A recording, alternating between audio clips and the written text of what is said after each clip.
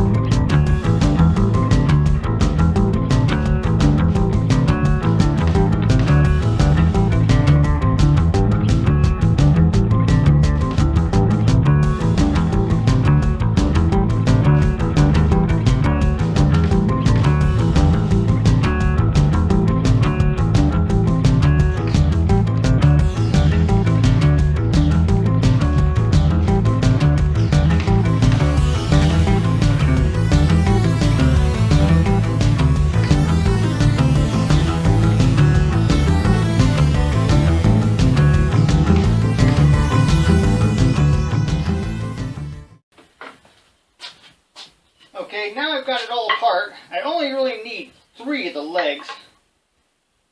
So I'll clean up a little bit of the broken stiles and we'll maybe sand up a little bit and we'll show you what we're going to make.